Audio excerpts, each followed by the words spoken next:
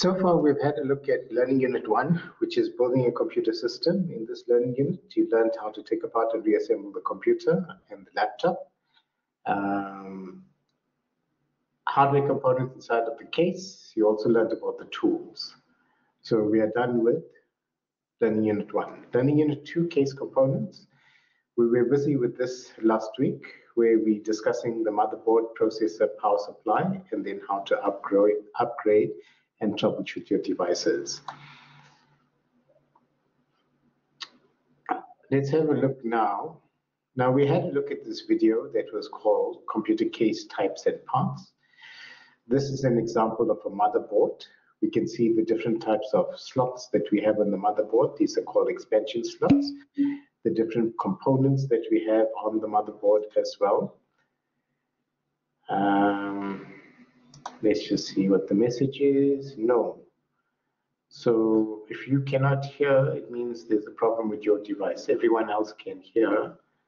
And I'm also making a recording. So I'll publish this on the YouTube channel. We can see here the different components: 8GB slot, DRAM, IDE connector, 20-pin 80X power connector, CPU socket where the CPU fits. And this is the kind of information we need to learn about motherboards. So motherboard, we know, is the backbone of the computer. It's holding all of the components together and allowing the RAM to connect to the memory. RAM is memory, connect to the CPU. You will see on the motherboard they're very close. Then there's a controller chip here. It says it's called North Bridge. Then there's another controller chip here called South Bridge. And these are controlling the communications between the different components that are plugged into the different ports or the slots. Another important fact about motherboards that you need to learn is the form factors. So the size, shape, layout of the motherboard. See, desktop computers, even laptop computers, they come in different sizes and shapes. So in order for us to support the sizes and shapes, we need to have different form factors. Should we take notes? If you wish, remember, you need to learn at least 5 things in each lesson. So we're going to be looking at what are the things that you have recorded. So if you need to take notes, you need to take notes and then also add to the discussion forum at least 5 things. I'm doing a brief overview and I'm going to give you time to work through RC Learn. Because not everyone is part of the online class, I'm not going to do too much of detail. What I am going to do is I'm going to give you the directions and give you a broad overview and then get you to go and engage with the articles and make your own notes. I'm going to tell you what is the important concepts that you need to focus on. So you will click on these links to the articles. Remember, the articles are given to us here because they make it easier for us to understand, also to see it. So have a look at the different components on the motherboard. What are all of these things? What is a BIOS? BIOS is an important part of the motherboard. What are dip switches, resistors, motherboard form factors? I just spoke about the form factors. How many connections and ports are on the motherboard? What are the different slots and connections and different colors? So go through and page through this. Remember now, the source of your test and your final exam is from where? Is from your textbook and from the slides. So these articles that they've got here is to add to and give you more information on what's covered in your textbook. You should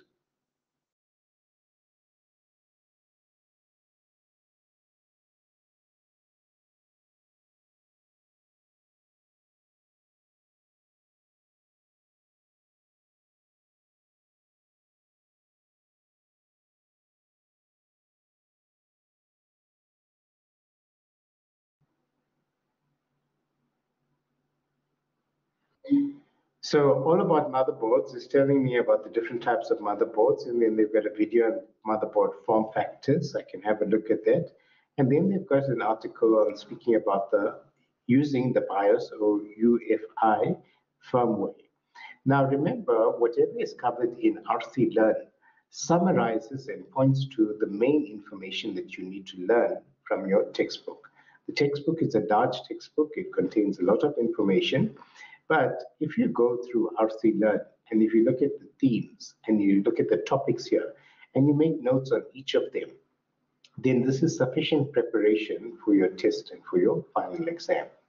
So they speak about the BIOS and then they speak about updating drivers and firmware.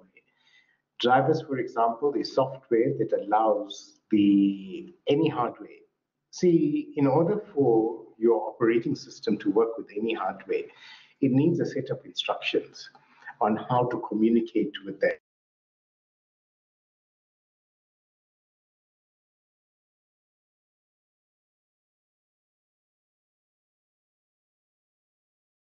Format the information. That's in the form of drivers. So drivers is what? Software. It is software that tells the operating system how to communicate with the hardware. Firmware is a type of software that's fixed.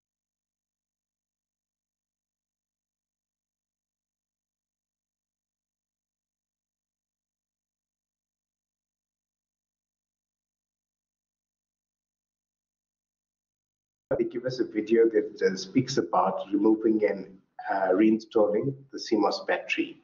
Now you'll see these things appear often. Major components of the motherboard identified. This is an older motherboard. So let's quickly have a look at this one.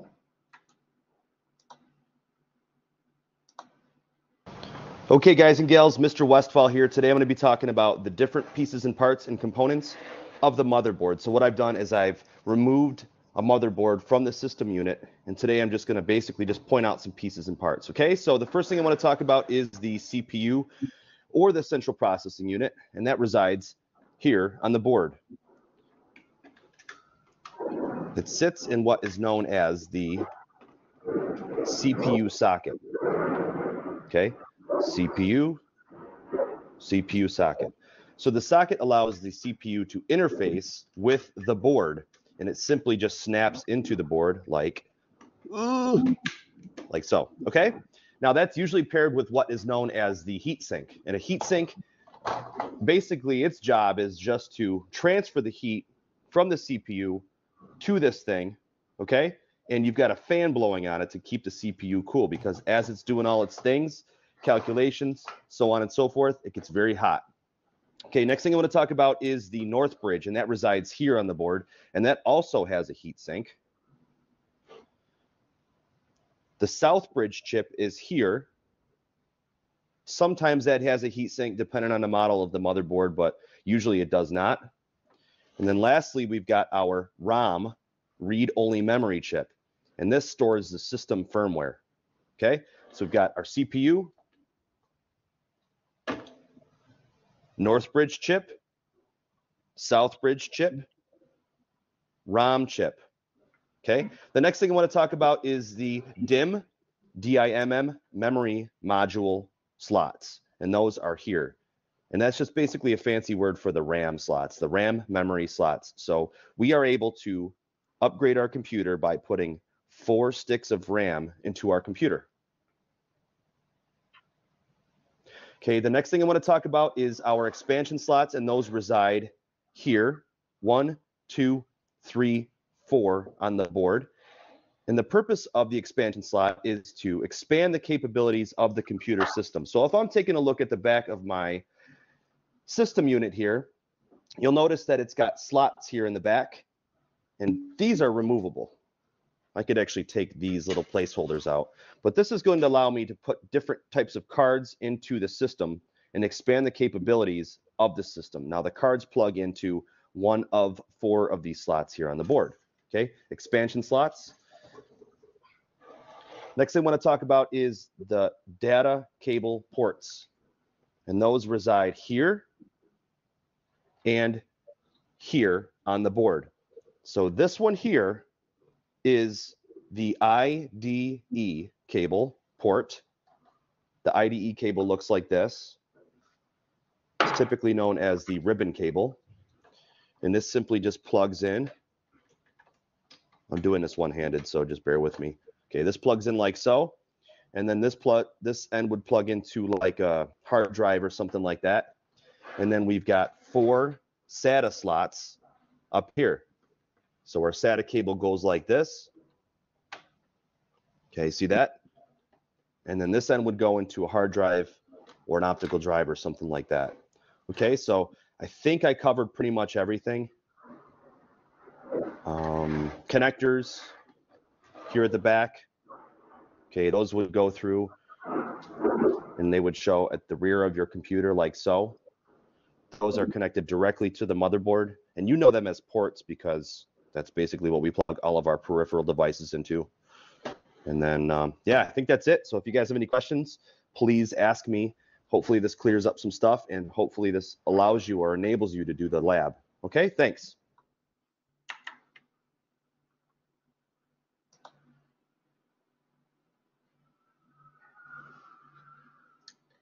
Looking at our slides,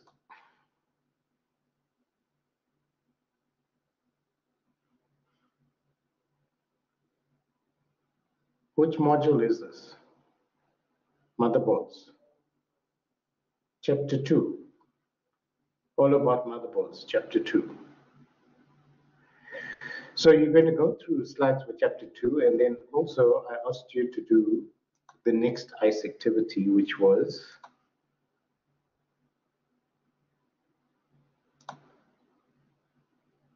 ICE Task 2, chapter 2.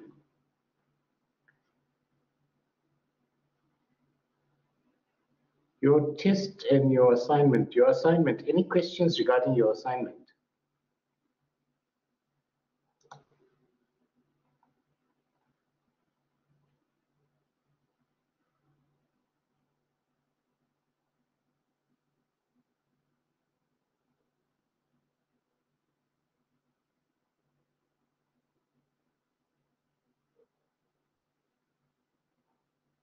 So you need to be typing in the chat.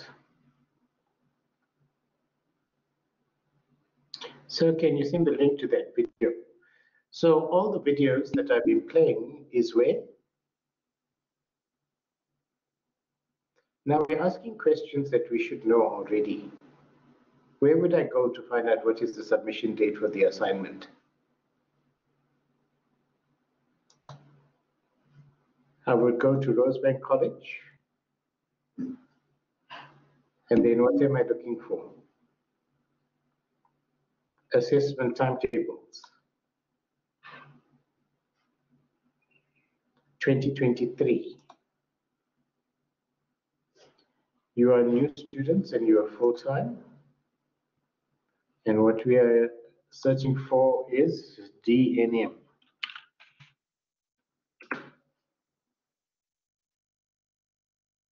So I'm just going to type in an asterisk. Asterisk means it's a wildcard.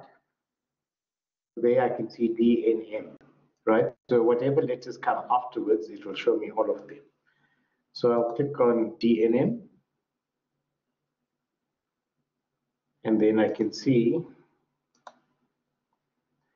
for DNM computer architecture, assignment is due on the 28th.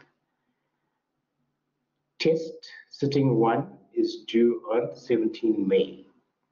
Now, sitting 1 means everyone has to do sitting 1. It's only if you were sick or if you missed the test for some reason and you apply online for a supplementary or an aggregate, then you go and you look at sitting 2.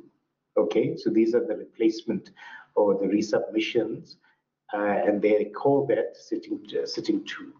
So we work with this one here, and it says computer architecture assignment 1 is due on the 28th of April. And our test we are writing, it's a take-home test. So you'll be writing it, it's an open book test. But, you know, even with open book tests, many students, they think it's easy. And what they tend to do is they open up the test and they Google for answers. Now, Google gives you wrong answers. Remember, with take-home tests and take-home exams, you also need to reference. And your primary source of information is your textbook, RC Learn. So it's important that you become familiar with your test and with RC Learn, and then also with the textbook. Can you still fail even if it's open book? Yes, many students have failed before, even if it's open book. And we need to go through some questions because the major reason is, number one, students don't read the question correctly, so they give the wrong information. They don't answer the question. So you can't get marks if you don't answer the question. Number two, they don't give the correct response. They give something that's not related to the question, meaning they went and Googled an answer and they think this is what the answer is. So I have not understood what the question is asking, and I just asked Google for an answer, and Google gave me the wrong answer.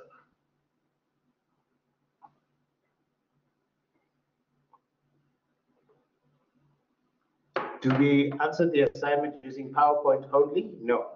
So you're going to answer the assignment using a Word document. You're going to copy and paste your assignment, the PowerPoint, into your Word document.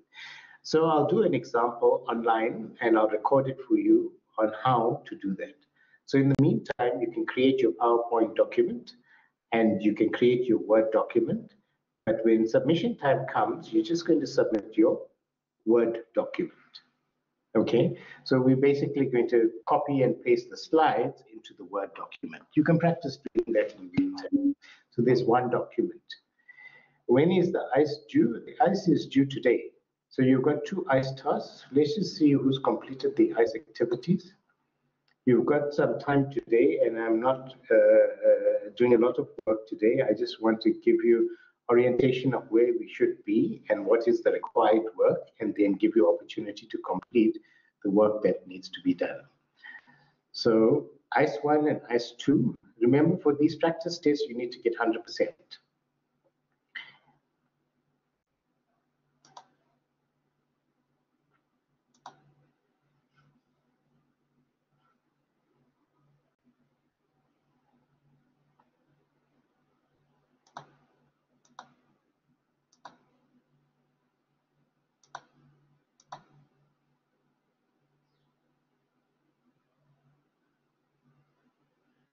So module 1, just want to see the stats.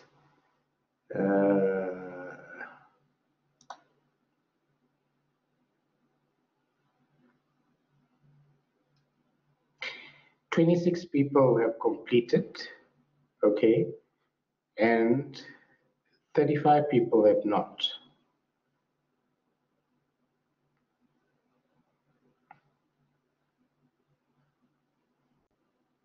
And remember I said you need to redo the test until you get 100%. So that's your module 1 test. Chapter 2 test, 5 people have done it, 88 have not.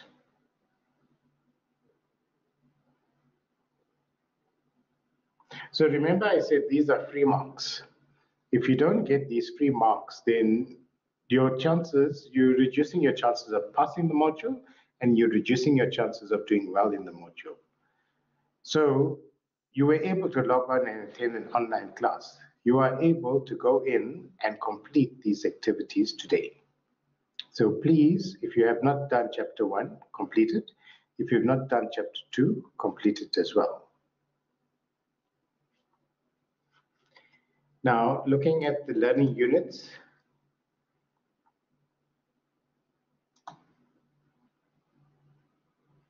so theme 1 was all about motherboards.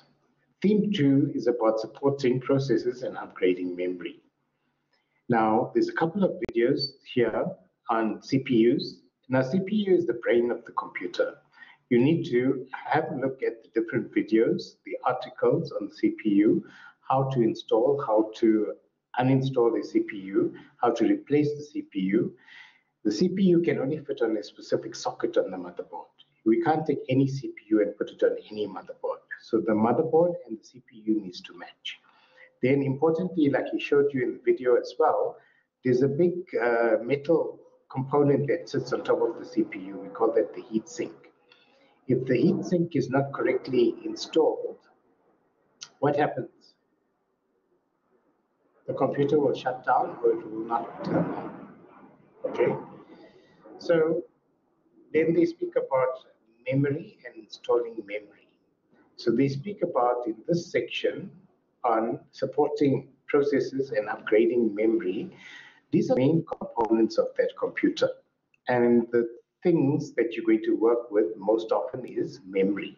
The quickest way in which you can upgrade the performance of your computer is to upgrade the memory. So then also take note of the CPU features. And we're going to have a look at the CPU features now. These terms that they are using, just pay If you've attention. ever seen a picture of a CPU or installed one in your computer, you know that it's a single chip. There's a lot of things happening inside of that chip, and in this video, we'll look at those CPU features. Older CPUs were designed to process one transaction at a time, but we found ways to increase the number of CPUs that are available on one single processor. We call these separate CPUs separate cores of the processor, and there could be dual core, 4 cores, 8 cores, or even more in modern PCs. The block diagram that I have here shows 4 different cores, and each core has its own CPU. This means that 4 separate transactions could be occurring simultaneously. In my diagram, I'm also showing a level 1 and a level 2 CPU cache that is independent to each individual core. This particular processor also has a level 3 cache that is a shared cache for all 4 cores on this processor. If you were to look very closely at the die of a CPU, you can almost pick out the individual cores, or you may be able to see where. So he mentioned very importantly cache. Cache is the memory that is found on the CPU. So cache is what? It's a very fast, very expensive memory that's found on the CPU. Cache memory might be stored on the CPU itself. If you're interested in seeing more of these CPU dies, you could perform a Google search for this or go to Intel or AMD's websites to be able to find the CPU die for your particular processor. Here's a block diagram of one of those CPU dies. Here's our 4 cores that are in this processor. This particular processor also has a graphics processor associated. There's a memory controller as well. And here's our level 3 cache, that cache memory that's in this particular CPU. Let's look at level 1, level 2, and these level 3 caches to see how they help improve the performance of this processor. This cache memory is very fast memory, and it's meant as a temporary holding space for the transactions that are going through the processor. There's very commonly different levels of cache on processors, and the number of levels and where they're located will depend on the model of the CPU. Level 1 cache is usually the one that is closest to the processor itself. It is providing that first check or first storage of data. The level 2 cache may also be part of the same core, such as the diagram that we have here. It's the secondary level or secondary storage of cache memory. And level 3 cache these days is still very often on the same physical processor, although in my particular case, it's showing this as a shared cache across all 4 of those cores. We tend to use virtualization extensively in our data centers and even on our desktop computers these days. Virtualization allows us to run multiple operating systems on the same piece of hardware simultaneously. This means that I could be running the Mac OS operating system on my desktop, but also have a window where I'm running the Windows operating system and a Linux operating system all at the same time. Notice this is a feature of the CPU. If the CPU does not support virtualization, then I cannot run multiple operating systems. Or the setting needs to be enabled in the CPU settings. When you're virtualizing operating systems, there's a lot of things happening behind the scenes. Each part of memory that is associated with each operating system has to be kept separate. There's also separate storage and separate transactions that are occurring, and all of these are independent to each individual virtualized system. You could certainly perform all of this virtualization in software and have the operating system manage exactly what data should be associated with which virtualized system. But as virtualization evolved, we needed faster and more efficient ways to handle these separations between these virtual machines. So now inside of our processors, we have specialized hardware that's focused on making virtualization more efficient and much easier to manage. If you're using an Intel processor, this hardware is called Intel's Virtualization Technology, or VT. And if you're using an AMD processor, AMD calls this AMD Virtualization, or simply AMD-V. I mentioned earlier that the core of a CPU is designed to execute one transaction at a time. Information is moved into a CPU, the CPU performs the transaction, and the results of that transaction are moved out of the CPU. The process of moving information in and out of the CPU, though, takes time. And while that information is being transferred in and out of that CPU, the CPU is sitting idle.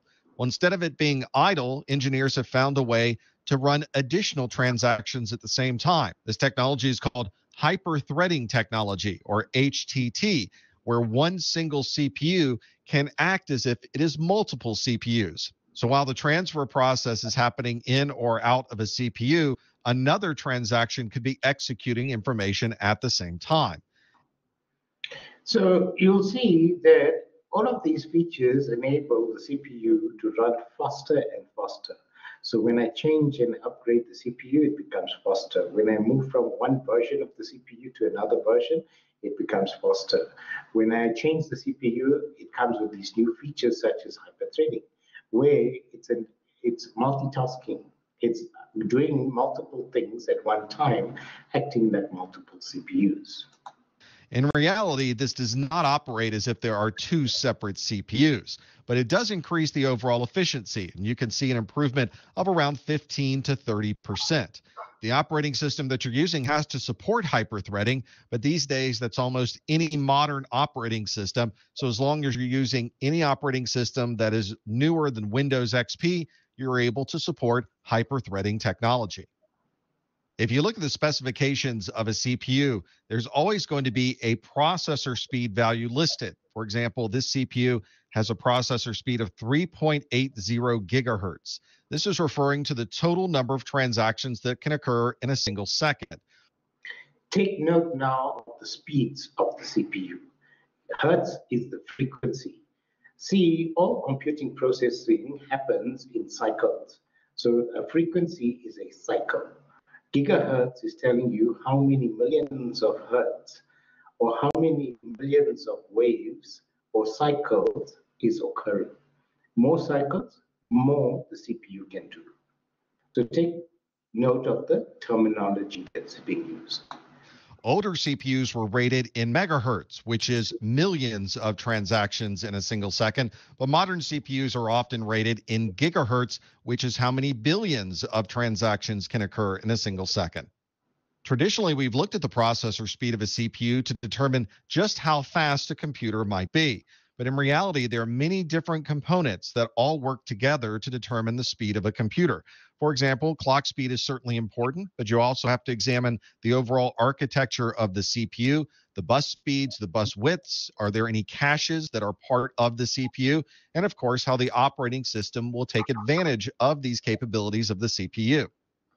This is one of the reasons that computer manufacturers have moved away from promoting processor speed as being equal to the overall performance of a computer. But this also means that there is no broadly accepted single value that we can associate with a computer that allows us to compare and contrast the different capabilities or the different performance between systems. In reality, you'll want to use a benchmark that works best for you. If you're someone who performs a lot of high-end transactions, you want to try that across multiple systems. If your requirements are more for browsing and email, then you'll have a different set of benchmarks that you might use. When Intel and AMD build their processors, they build and test them to operate at a particular clock speed. But some computer enthusiasts have found that they can increase this clock speed and get a little more performance out of their CPUs. This process of increasing the clock speed is called overclocking. Overclocking allows you to get more performance, but it also is going to use more power. It will certainly create more heat from your CPU. And at some point, as you get higher and higher and higher numbers for clock speed, you'll start to find that your system becomes unstable. Not all motherboards allow you to perform these experiments on your CPU and change the clock speeds, but if your motherboard does, then there's probably a setting in your BIOS called base clock or BCLK. This also requires that the CPU that you're using allows you to increase the clock speed. Not all CPUs are unlocked, so you have to make sure not only that you have the right motherboard, that you're using a CPU that can support overclocking. Once you've increased the clock, you can then perform a series of stability tests, run some tests overnight to see how stable your computer acts at this higher clock speed. As you can imagine, the manufacturers of these CPUs do not support overclocking, so you will void the warranty if you try to overclock your system. And of course, increasing the power and heat can not only damage your CPU, but other components as well. On older computers, we use separate video cards to provide the video display that we see on our screens. But as our technologies have improved, we've been able to take a lot of the video technology and integrate it directly into our processors. On many computers, you'll find this graphics processor is built into the CPU, so you don't necessarily need a completely separate video card in your system. If you're doing video editing on your computer, or you're a gamer, or you need some higher end graphics, then you still might want to have a separate independent graphics card in your computer. But if you're simply browsing the internet, watching some streaming video, or checking your email, then the integrated graphics processor of your CPU might be the best choice. Two of the very big players in consumer CPUs are Intel and AMD. And there are advantages and disadvantages for both of those companies' products. But the differences are slowly merging together. It becomes more and more difficult to decide whether the right chip for you is Intel or whether the right chip might be AMD, or whether it wouldn't matter at all depending on your requirements. One of the requirements obviously is going to be cost. The cost of an AMD tends to be a bit less expensive than Intel, and that allows them to sell many more entry-level PCs than you might find with Intel chips. On the laptop side, Intel has historically had a larger portfolio of processors to choose from, and that certainly helps the laptop manufacturers with their options. But this is a very dynamic segment of the industry, and we tend to see changes happening all the time. You want to find the chips and the solution that works right for what you need to do on your computer.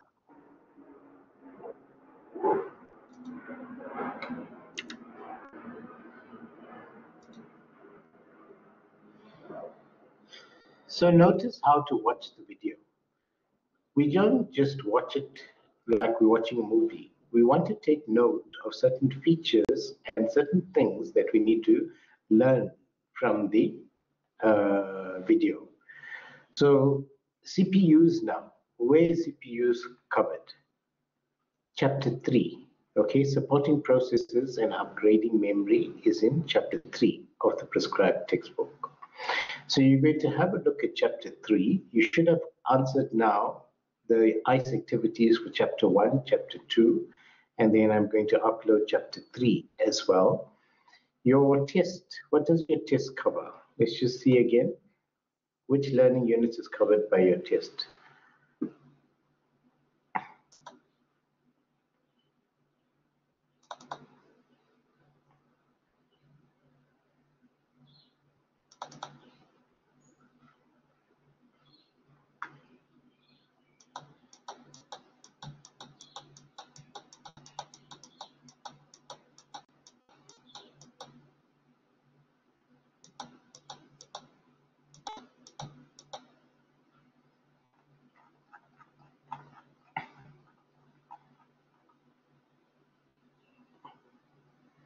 So the test, it says, refer to the assessment brief. So the test is learning units 1 to 3. Most likely it's going to be learning units 1 to 3, and your exam is going to be all the learning units.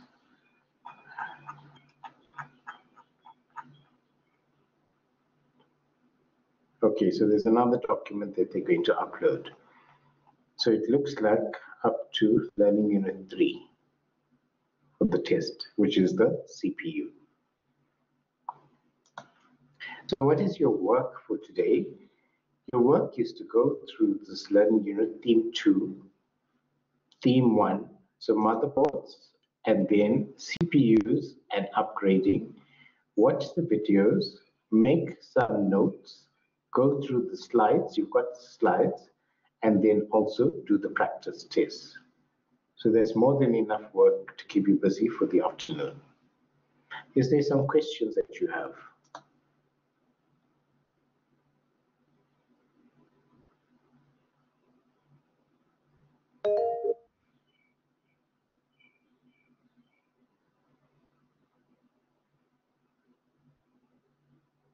So I'm going to record this session. I've recorded the session. I'll make it available on the YouTube channel. Let's just see. Is the class on? Yes.